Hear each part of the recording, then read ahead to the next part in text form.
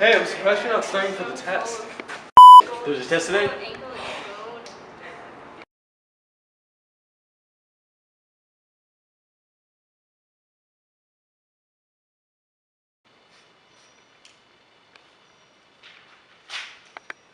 Kevin! Please explain the Revolutionary War. Can you see I have better things to do, Nick?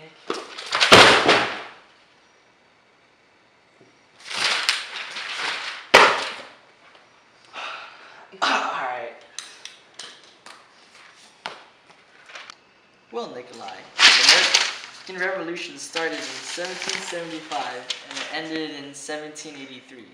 This started because the colonists believed that the British were unfit to rule over them. This conflict between those two started after the French and Indian War. The British pretty much needed to defend its colonies, and it ended up into them getting into massive debt, which is why they passed so many acts which angered the colonists. But we'll talk about these later. So after the French and Indian War, the British passed the Proclamation of 1763. This pretty much denied the colonists' rights to settle west of the Appalachian Mountains. So the intolerable acts which the Britain passed were a series of multiple acts, such as the Sugar Act, Currency Act, Stamp Act, Quartering Act, the Tea Act, the Townshend Act, and all of these pretty much changed taxes on various of items, or they forced the colonists to do things that hurt their rights as citizens. These acts that were due because of the British Parliament. They all made these acts without listening to the colonists' consent, which pretty much angered them, because the colonists believed that they were Englishmen and had the same rights as them. But clearly the British did not think that. This is why the phrase taxation without representation came from, because the colonists did not have representation in the parliament. So, and then we'll move on to the Boston Massacre of 1773. This was a shootout between the colonists and British, which ended up in 5 colonists killed and many more injured. This further aggravated the tension between those two. In 1773, the Tea Act, which led to the Boston Tea Party, changed how the colonists and British felt about each other. In 1774, the First Continental Congress, the 13 colonies all met up together in Philadelphia, and they all protested, or found ways to protest against the intolerable acts. In 1775, the Olive Branch Petition wanted to compromise with Britain and stay under the king's rule. However, King George refused, and eventually it led to the Battle of Lexington and Concord of 1775. And also in 1775, the Second Continental Congress was held, which pretty much headed George Washington as the head of the Continental Army. And in 1777, the Battle of Saratoga was a turning point in the war. This victory for the colonists led into getting French aid, which later in 1781 won the battle, which was the Battle of Yorktown. This was the last battle where Britain surrendered. Although that was the last battle, the signing of the Treaty of Paris in 1783 was what officially ended the war. So we'll talk about some important people. I'll name a few. George Washington, John Adams, Thomas Jefferson, Benjamin Franklin, Patrick Henry, Thomas Paine, and John Hancock. All these men were founding fathers, and they helped write the Declaration of Independence. Thomas Paine and John Locke were 2 very influential people during the Enlightenment, which helped the colonists believe and think that they deserved their independence. And then we have King George III. He was the ruler of Britain during this time, and he was pretty much what caused the war. How he treated the colonists and how he refused to compromise during the Olive Branch Petition.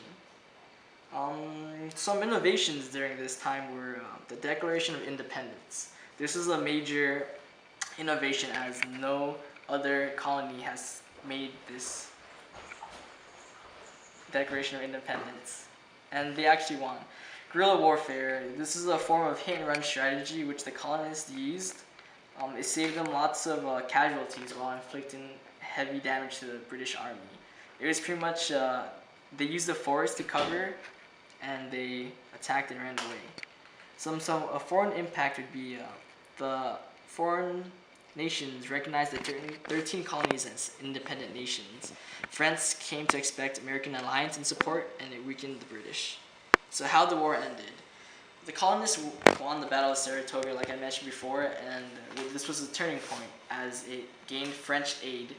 The French aided the colonists in supplies, and in the Battle of Yorktown of 1781, they came with naval support.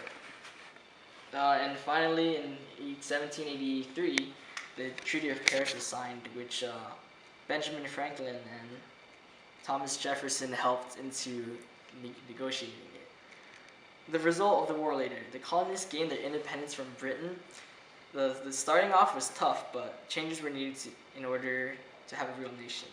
They added the Bill of Rights to the Constitution, which was the base of the nation's belief, started presidency instead of rulership, and instilled a republic government with different branches of power. And well, Nick, a lie, that's the American Revolution. Okay. I guess I kind of get it.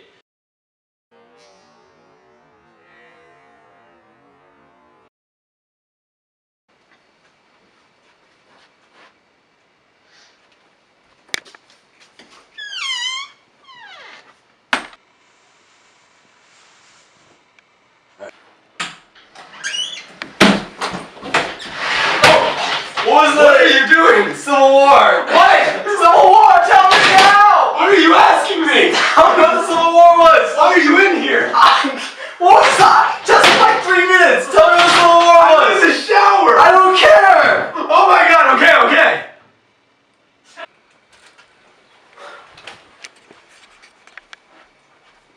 What's up, my now rapist friend? Computer. So, Civil War?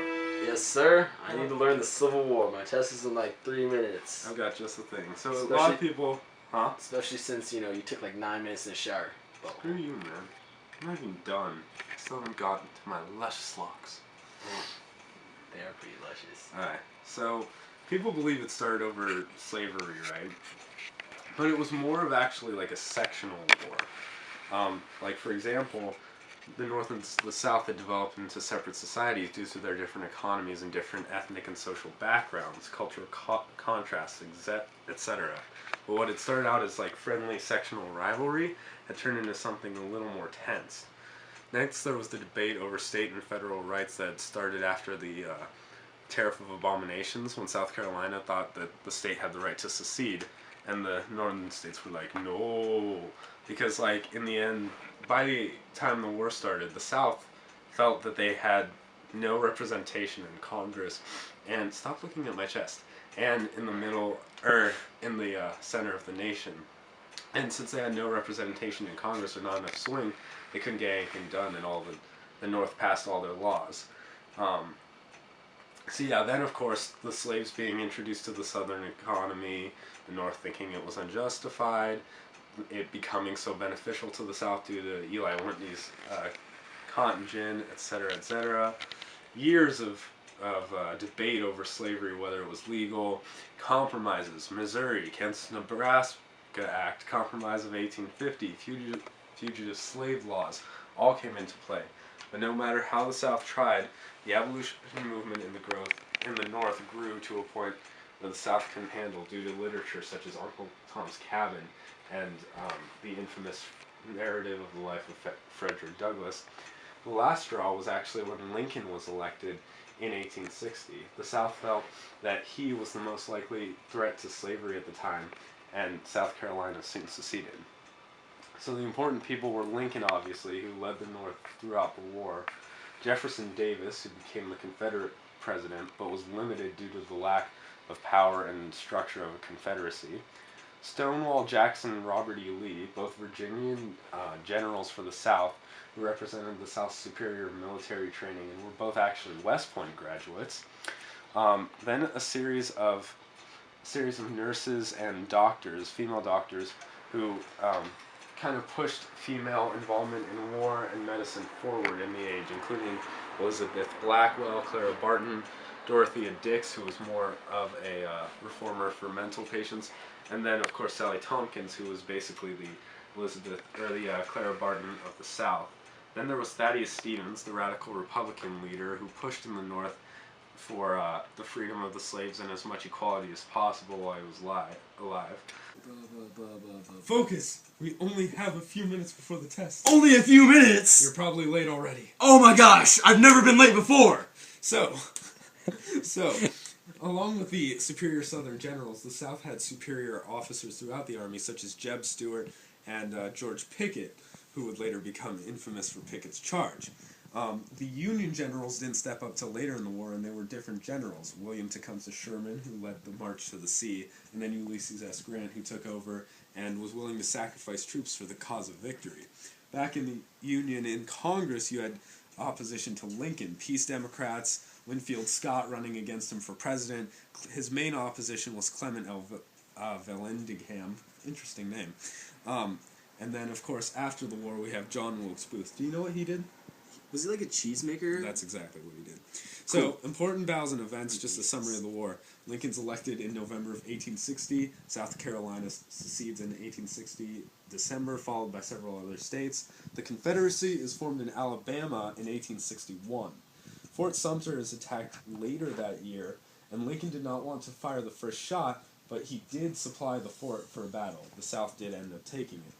Next was the First Battle of Bull Run. Union troops failed to defeat Southern troops in order to move on to Richmond. Other notable events: the Merrimack versus the Monitor, the first ironclad ship battle in history, and the North managed to hold off the South, which meant the continuation of the Union blockade. Then there was the Peninsular Campaign of McClellan, which failed to take the capital of Richmond, Virginia, in a series of battles. General Pope replaced McClellan for the Second Battle of Bull Run, but was defeated, and McClellan was brought back. Then there was Antietam, which the South, after making progress, attacked, but was actually defended successfully by the North and changed the flow of the war back towards the South. At this point, a couple weeks later, Lincoln issued the Emancipation Proclamation in order to raise troop spirits and to free some slaves. And although it usually wasn't paid attention to in the South, it did actually create some trouble for them. But then there were some Union defeats. General Burnside defeated at Fredericksburg, Hooker defeated at Chancellorsburg. But then Grant took Vicksburg, which gave the Union control of Mississippi in July of 1863. Then there was Gettysburg, 165,000 soldiers, 3 days. Union wins on the third day after Pickett's charge. Grant wins in Chattanooga, March to the Sea occurs, and finally, after various battles in 1864 that Grant won, and Sherman's March to the Sea, Robert E. Lee finally surrenders to Grant at Appomattox Courthouse in 1865. There were various innovations during this time, most of them medical, but I'm not sure how much of that will be on your test. Notable advantages: South brilliant leaders and military tradition, only had to defend land, a draw would mean victory, and familiar turf. North had a 3-to-1 population ratio, industry and resources, more money, more railroads, the Navy had a naval blockade. Domestic impact: 600,000 lives lost, 15 billion spent, destroyed the South, but did set America up to be the world leader after coming through such, troubled times. America's first millionaire class was created, 3 new amendments, federal government proof dominance over state government, black and women advancement, tore families apart. Foreign impact: much of Europe wanted the U.S. to split, but some supported the North because they wanted to end slavery. South wanted English aid, but England also had a surplus of cotton from other nations, and so they were fine. They half-heartedly tried to aid the South, but in the end it proved futile. Mexico during this time violated the Monroe Doctrine by instituting their own emperor, violated it by instituting an emperor in Mexico, but after the war, America intervened and that ended pretty quickly. So after it ended, Reconstruction took place in the South, and would not end until the election of Rutherford B. Hayes, where he needed a compromise to break a tie and get into office. As a result, Union troops pulled out of the South and Reconstruction ended. But progress was reversed by discrimination, segregation, and terrorism that would not be changed until after the Civil Rights Movement. Go take that test, buddy. Alright, I think I've got this. AJ, I need you to teach me everything you know about World War I. I was eating that. This is urgent. My test is in 5 minutes.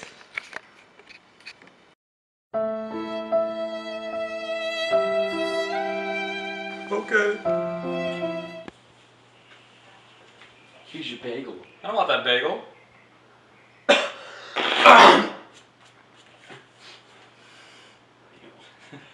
All clean. That's not better. Jeez. Want me to teach about World War I? Sit down. Alright, so there's a large military force buildup leading or about 20 years leading up into the countries, or the World War I, and really big national tensions were a part of this. So we had the real cause of the war was Archduke Franz Ferdinand's assassination in Bosnia. Now, he was assassinated by Serbian nationalists, and there were huge tensions between Serbia and Austria-Hungary. Austria-Hungary then invaded. Then Russia, who was allied with Serbia, decided to defend Serbia. Then Germany, who was like, oh, I'm allied with Austria-Hungary, went in and was like, and then the whole war started. And eventually it came out to be Germany, Austria-Hungary, and the Ottoman Empire versus Britain, France, Russia, Italy, and Japan. And that's sides of World War I, right? Alright, so the United States, if you're wondering, only joined in 1917. Now, President Wilson in the United States, he was president throughout this war. He only won his second term preaching non-interventionalism. And there are a couple of reasons why he eventually decided to go in the war. And those reasons, first was the sinking of a ship called the Lusitania. Now, the Lusitania was a British passenger ship. It's carrying American and British civilians. But Germans had this thing called unrestricted submarine warfare. And unrestricted submarine warfare was like, they would take out any ship that wasn't theirs. So American and British civilians died on that, and that was one of the main factors we entered the war. The other one was the Zimmermann telegram, and the Zimmermann telegram was the German foreign minister to the German foreign minister in Mexico, and that telegram, which got intercepted by the British,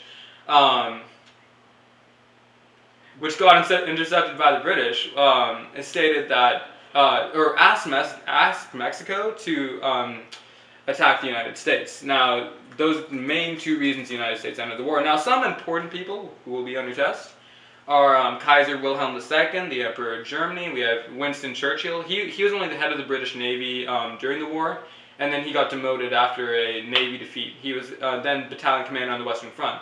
Franz Ferdinand, obviously, he started the war. He was the Archduke of Austria. We have Franz Joseph I. He was the Emperor of Austria-Hungary. Nicholas II, who was the Russian Tsar until March 1917, and the Bolshevik Revolution happened, and Russia had to pull out of the war early. There's John J. Pershing, American general. Gavrilo Princip, he was the guy who assassinated. Franz Ferdinand. And there's Woodrow Wilson, obviously, the U.S. president during the time. And Arthur Zimmerman, the German, who sent Zimmermann telegram. Now, some important battles and events you might have to know. Battle of the Bight, naval battle between British and Germans. The British trounced the Germans. Battle of Falkland Islands. The British again decimated the Germans. Battle of Gallipoli. Now, this was to gain control of the Dardanelles, which is controlled by the Ottoman Empire. It's between the Mediterranean Sea and, or the strait between Europe and Asia. And the strait between Europe and Asia, and the British lost. And so we have the Black Hand, which is the Serbian nationalist group that armed Gavrilo Princip. We have the Blank Check, which is Kaiser Wilhelm II's promise to defend Austria-Hungary. The Schlieffen Plan, which is Germany's plan to fight the war on two fronts. First fighting France, and then once they defeated them, they'd go on to fight Russia's enormous armies.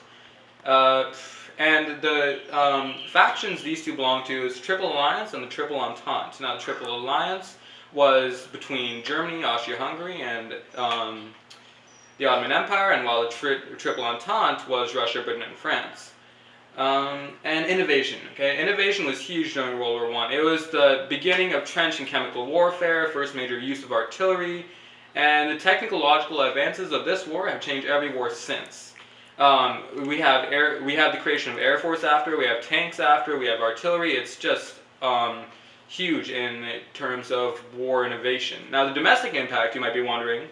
America, if it wasn't industrialized before, was industrialized now, because now it had major factories that were produced by the war, and this caused the economic boom known as the Roaring Twenties. Now, the Roaring Twenties obviously were great. You know, America had huge progress in the decade after the war.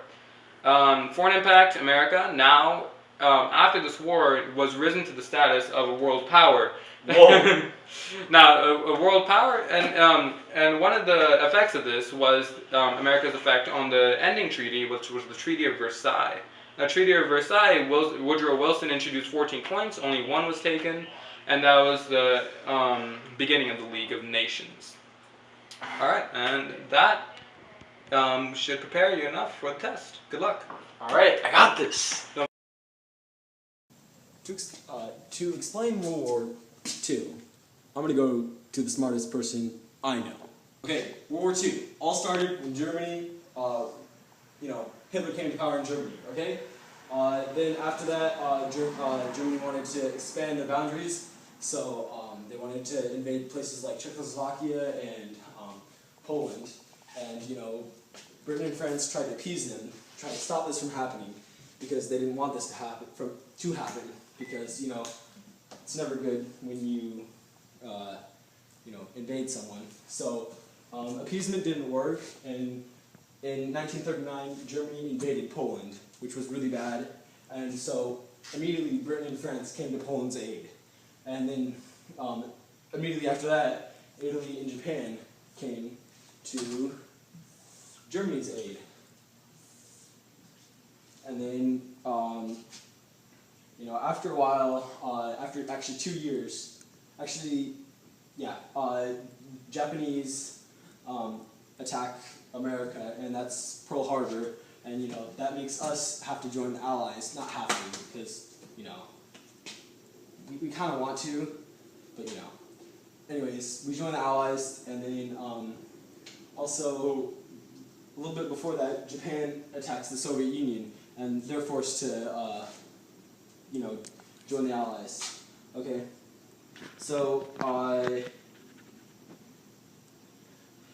America was known for being supplying stuff, supplying weapons and that kind of stuff. And then, there's a bunch of important battles, like Battle of Midway, when America basically defeated Japan at a naval battle. And, that was pretty important because, Japan was known for, their navy.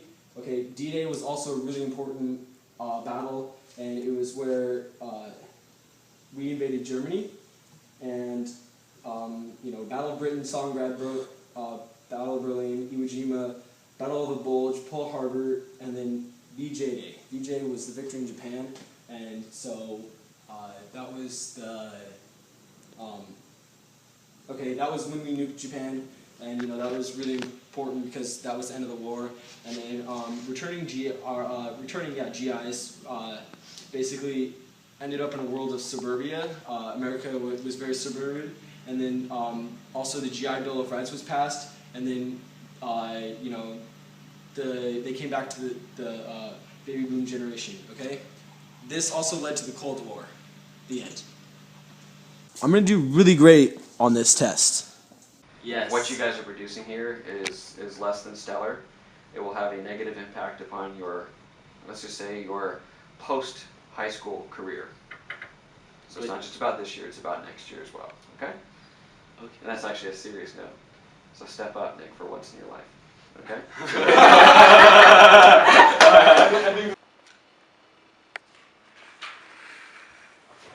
Kevin! What's the Revolutionary War? Didn't you see I had better things to do?